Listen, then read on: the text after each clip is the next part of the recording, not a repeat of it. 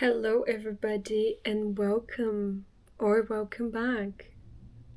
It's great to see you here again. Today, we got a bold topic. We're going to talk about how to transform your addiction into healthy obsession. We have all got some kind of addiction through our lives that we struggle very little with or we struggle too much, that we either don't need help with or we need help with. And we are going to touch on how to take this energy, this very, very strong energy that I believe is so powerful and it's fuel for change, and how we're going to take this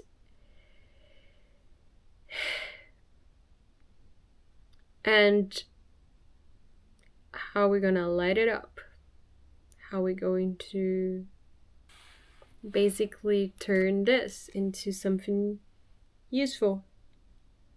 I truly, truly believe that an addiction is nothing more than an energy that has been asked us to pay attention, an energy that has guided us to come back to center. It's basically our temple screaming for attention. And if we're mindful enough to go and dig deep, and we have the curiosity to, we will find wonderful things.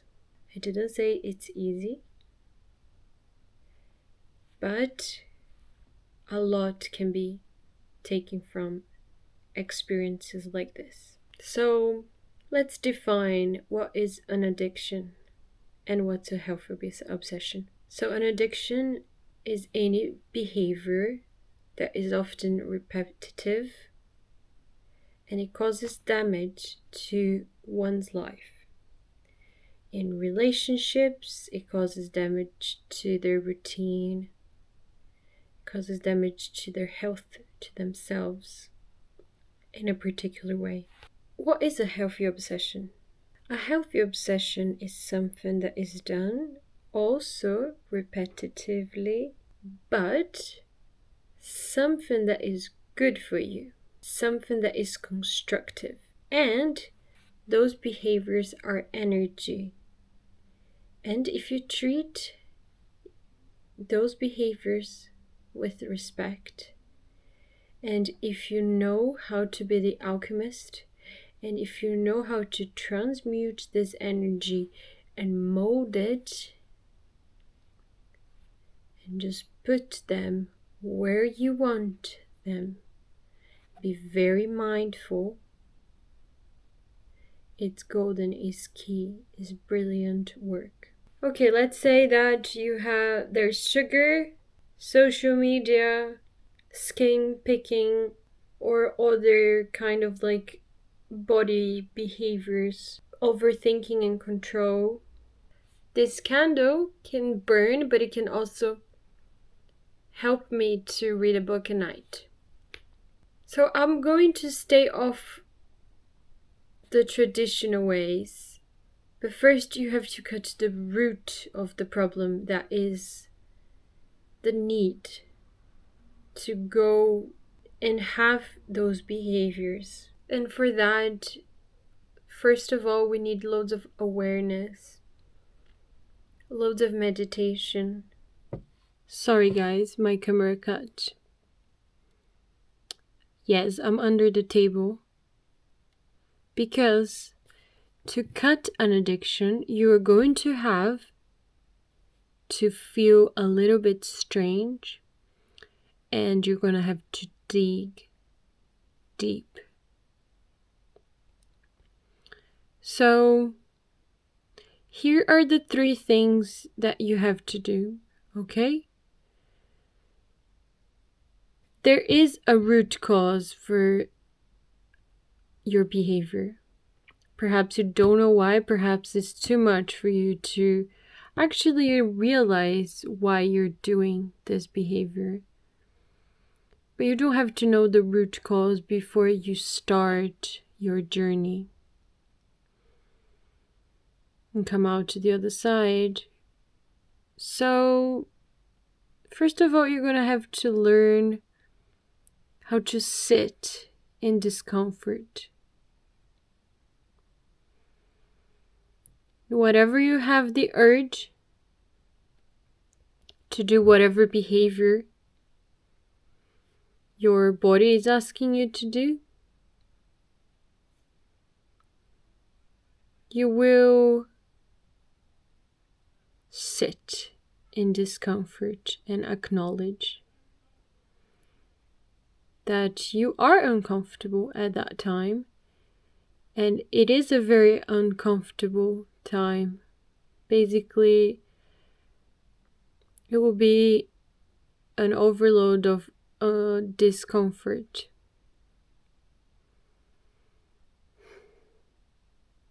And for that, you're going to need a lot of awareness to sit in this discomfort. And it's going to be quite scary. Then you will find a way to wake up. And that's perhaps where you're going to learn what the root cause is. How do we wake up?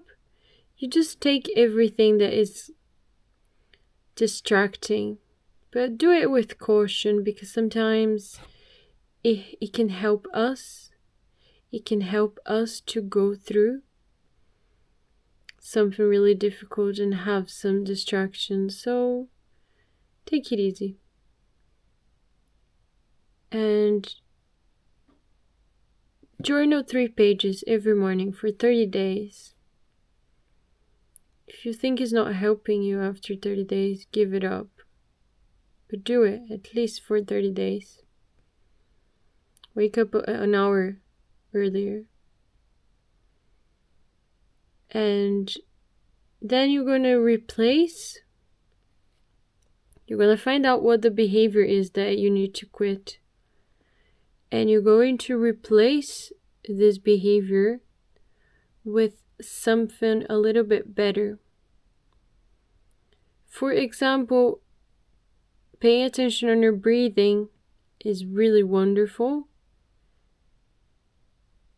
but requires quite a lot of sitting in discomfort and willpower.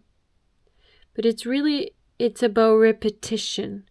It's about you going and reaching out for that behavior, and then maybe you failed one time and then you're going to go back. So it's going to be a lot of trial and error, and it's going to be constant because it's that behavior that you're reinforcing. So it's going to take some time for you to do it. Okay, guys, and here is the key moment, okay? Pay attention to this. This is the key moment. This is where metamorphosis exists. That's where you turn water into gold. Whenever you are at that moment when you are struggling and you're going to reach out for that behavior, once you're already doing your journaling and everything, you're going to focus on your breathing whenever you are having an urge. And then you're going to visualize. Okay? You're going to visualize something that you want very much. That's where the healthy obsession comes into place. If it's artistic, is good. If it's a better life, is good. Whatever is the obsession that you want to do in your life, that's where it comes into play. So you're going to have the urge, you're going to visualize you doing that habit every time. And you're going to bounce back. It's going to take repetition. You're going to have to carry on and do the repetition, because you're going to bounce back, and then you're going to go back to your daydream. You're basically including your new life so you can say goodbye to your old life, to your old self. Old self needs to die in order for your new self to come. So the more you visualize, the more you get into a relaxed state, which will take you a little while once you have the awareness.